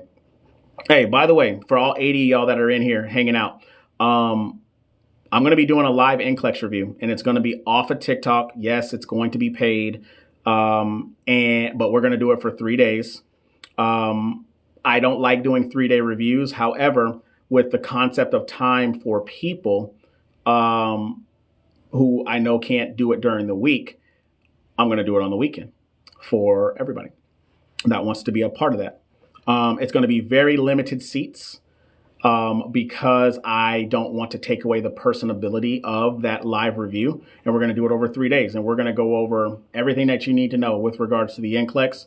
We're going to talk about I'm going to talk about what the NCLEX is, what it consists of. We're going to talk about the mindset. We're going to talk about the structure, talk about computer adaptive testing, because a lot of people don't know that. We're going to talk about the passing standard. The more information you have and the more informed you are, the more prepared you will be when it comes to taking the NCLEX exam. Okay. So we're going to talk about that. Then we're going to jump into questions, Q&A, and we're going to break it down by the client needs sections: management of care, physiological adaptation, pharmacology, safety and reduction, or reduction of risk potential, safety and infection control. What's another one? Health promotions and maintenance, psychosocial integrity. Like, we're gonna break them. I'm gonna break them down, and I'm gonna ask for participation. I want people to participate in that. I want you to give me your feedback, and I want you to understand it. And we're gonna do that over 3 days. And then at the end, we're gonna talk about some ways for you to remember that. You're gonna get access to the 7-day NCLEX course. You're gonna get the ebook. You're gonna get all that stuff. You're gonna get everything I got for that one weekend. So you guys be ready for that. Make sure you guys are following me. Make sure you guys are attending the lives, because that's usually where I announce them. If you see emails from me, make sure you guys open them and check them out, because they're coming. It's coming. So, what other questions? What questions do you guys have? Or am I going to just sit here and talk to myself? Because if y'all don't got no questions, I'll leave. Michelle says, I'm ready. I know that's right. What other question? What else y'all got? Before 4/16? So I'm planning to do. So yeah, actually. However, I plan to do my NCLEX. I plan on doing the live review the weekend before the 16th. So looking at the 12th, the 13th, and the 14th, which should be that Friday, Saturday, and that Sunday. Should be that Friday, that Saturday, and that Sunday for sure. So, but what other questions do you got? Hey, if you're new here, I want to know who you are, where you're from, where you're at in your nursing journey. Why did you miss my review or my NCLEX questions? Why did you miss it? You know what I'm saying? I get a lot of people from everywhere. That ask me questions. So, I love to know where everybody's from and where they're at in the nursing journey. I'm from Texas. I live in Texas. Shout out to San Antonio. You know what I'm saying? So shout out to all my San Antonians that are out there. But but what other questions do you guys got? I know some people are probably just sitting there washing dishes while I'm just over here babbling, right? So let us see. What questions do we got? All right, cool. I guess ain't nobody got no questions. Well, if you guys ain't got no questions, I'm going to wrap it up for the night. But before I do, make sure you guys give me a follow, and make sure you guys share. And of course, like the stream, like whatever I put out, and just do all that, because that helps this get to people who need it. You may not need it now or anymore, but there are so many people that are out there that need it, that need the help, that need the guidance, as well as that need the support. And that's all what we're about, is building a community of like-minded people that are out here, not just for people trying to conquer the NCLEX, but the people trying to come in to this nursing game, conquer that NCLEX, and then go out there and conquer this nursing game world, not just at bedside, but it could be business stuff. It could be specializing in something, all that. So, trying to build an all-inclusive community here. What time do you start live? So I do my lives every Monday, Wednesday, Friday at 5:30. I've been thinking about going to 2 days a week. But we'll see. We'll see about that one. It says, just got Archer. What's the best way to utilize it to get the most out of it? My suggestion is for you, first of all, once you get Archer, they're going to give you a diagnostic test. It says, don't do that yet, please. Chelsea, don't be selfish, Chelsea. Don't do that. Don't do that. Don't do that. Don't do that. Don't do that. Don't do that. But the best way, you're going to do a diagnostic test first, Kathleen. And then that right there is going to show you where you need to improve on. And then I would recommend going through the sections that are the most difficult for you. So like if pharmacology is the section that is the most difficult for you, I recommend going to that section of whatever the content is and going through all that pharmacology, taking notes, doing whatever. And then, spread it out like throughout the week or whatever, and then start doing your questions every day to every other day. A minimum of 85 questions. Why? Because your NCLEX is 85 questions. I never understood. I never understood it because the philosophy of mine is we train how we fight. I know that the NCLEX is going to give me a minimum of 85 questions. So why would I not be training my body or training my mind, my thought process, and my endurance to do at least 85 questions? Train for 85, prepare for 150. Prepare for 150, right? And then once you, like I said, so once you do your content, once you do your content, do your questions and answers. And then the next day, you keep doing content. Then the next day you could do your content with your Q&A, read your rationales, and then you can kind of stagger it. Or you could do your questions every day, however, whatever time amount that you have, as well as are you able to retain that amount of information, going so fast by doing 85 questions a day and then turning around and reading your rationales and then rinse and repeat. So that would be my recommendation, is to do the content and then do questions. And even if it doesn't matter, and that's another thing. Your quizzes, this is for everybody, not just for Archer, but your quizzes need to be random, always random, and they need to be not on tutor mode because your NCLEX isn't on tutor mode, and it needs to be timed. Like those are non-negotiables for me. Never will you ever work with me and your stuff will be timed. I'm saying never will you work with me and your stuff is on tutor mode and it's untimed and it's not random. Why? NCLEX is random, NCLEX is timed, NCLEX is not tutor mode. So hopefully that answered, Kathleen. I kind of went off on a tangent there, but hopefully that answered your question. And Chelsea, look, 2 days a week. You already know what's up. Chelsea, Chelsea, look, you're trying to be selfish out here. All right. And you already know. And by the way, if anybody that misses this live, they can go over to my YouTube where I post these lives that go up there. I need all the knowledge. Chelsea, you get all the knowledge. You know what's up. Ma'am, you know what's up. All right. But what other questions y'all got? I sit for sit. That's why you were asking. Well, if I take a look at my calendar right now, and you guys are going to see the timing of that's going to be coming. So you're taking it on a Tuesday. I'm doing my NCLEX review on the 12th, the 13th, and the 14th. So, if you want to be a part of that, you surely can.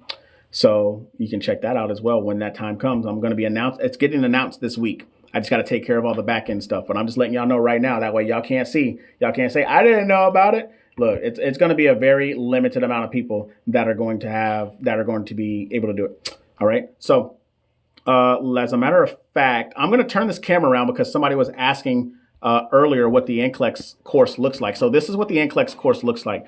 The whole point about this is to tell a story, right? It's to tell a story.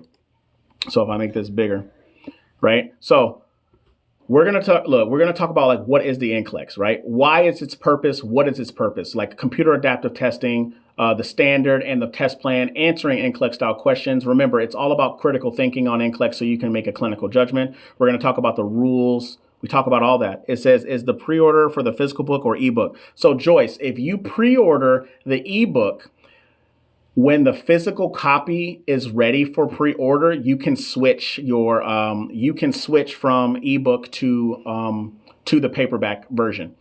But as long as you have it pre-ordered, you can switch them. You can juggle in between. All right, and then we jump in. Look, check this out. We jump into the 7-day review, right?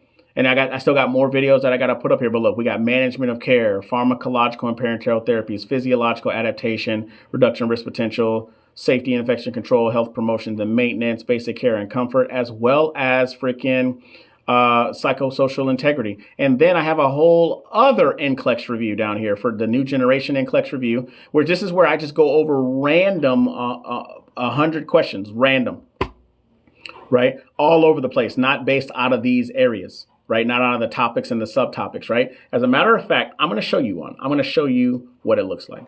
Some people are just like, Kevin, what it look like? Bro, I'm about to show you. I got you. All right, so check this out. So I go through questions right here talking about why these are, we break it down. I break it down, right? Talking about, let me bring this back. Oh, another question, right? So we talk about what's going on in here. What are they asking us? And what is the initial action? Remember, the initial action, that means first, right? What is the very first thing that I want to do? Right. And then as we read our answers, we're just like, does that make sense? Does that not make sense? We'll hold on to it. Remember, you have to remember the nursing process. You got to think of ADPI, assess versus implementation. Like, do I need more information, or do I have enough information in order for me to do something? Right. Physical versus psychosocial. Right. And then you have Maslow's physical versus psychosocial. Then we have our ABCs, our level of consciousness, and then our ABCs, right? And so this is what we talk about. And but I break this one down based off of priority, right? And so you go all the way down here, and then I have a new generation NCLEX, right? Where we go through questions and we go through answers. So the new generation, and look at that. Talk about matrix, like what is that? That's the bow tie, right? Understanding what the bow tie aspects of that looks like.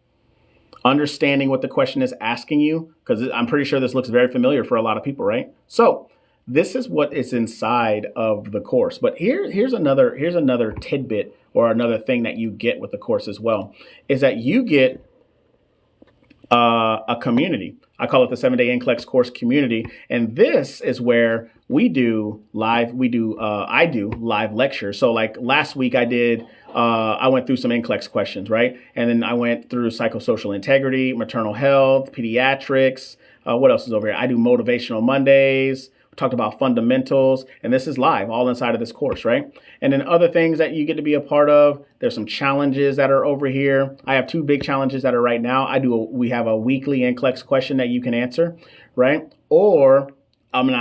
And you have it to where you can answer what type of rhythms these are, right? So I'm pretty sure if I put this rhythm up here right now, y'all are going to be like, what is that? And you might already know what it is, right? But I give you tasks on what to do with regard. I want to know what arrhythmia or dysrhythmia it is. How is it caused? What questions would you ask as a nurse with regards to this? And how do you treat it? And if you're able to answer all those questions, hey, you get a free one-on-one call with me. And this one right here I already won. And so I have a call with her here like in the next week. So I'm just saying those are some of the things that you guys, that you're privy to with regards to the course. But with the course, you get that. You get all of this over here. I have 70 videos that are in here right now. Plus, we got content videos. I have, like, for all my repeat test takers, I have a video. I have one. It's called NCLEX Retakers, right? NCLEX Retakers. And then I have nothing. Look, pharmacology, y'all. Pharm. There's like 18 videos here, and there's some more pharm that I want to put in here as well, but 18 videos, right? And then we talk about the fluid and electrolyte imbalances.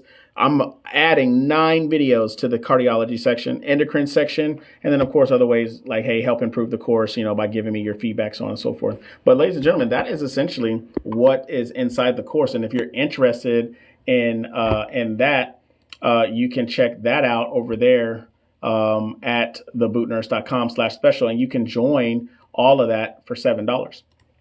And after 7 days, because you get it for $7 for 7 days, right?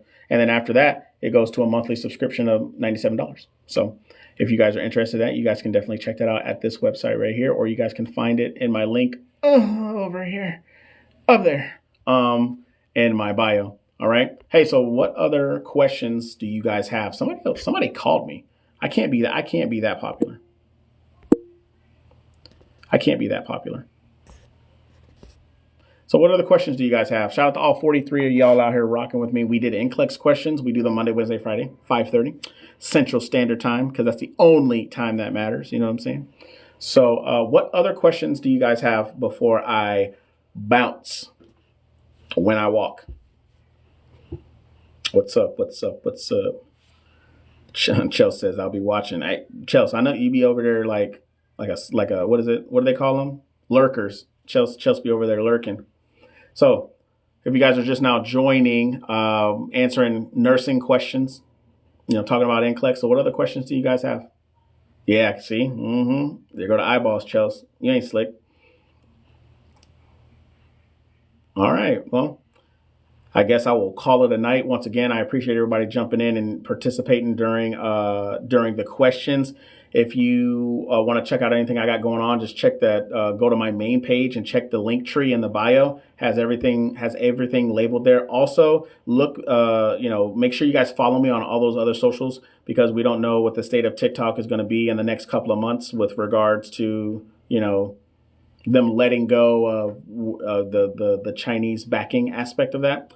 So make sure you guys go over there and follow me. That's why I'm starting to stream more on Instagram. I'm gonna start streaming on YouTube as well. So I'll hit all three, so that way you guys can be a part of that. So make sure you guys go over there and follow me.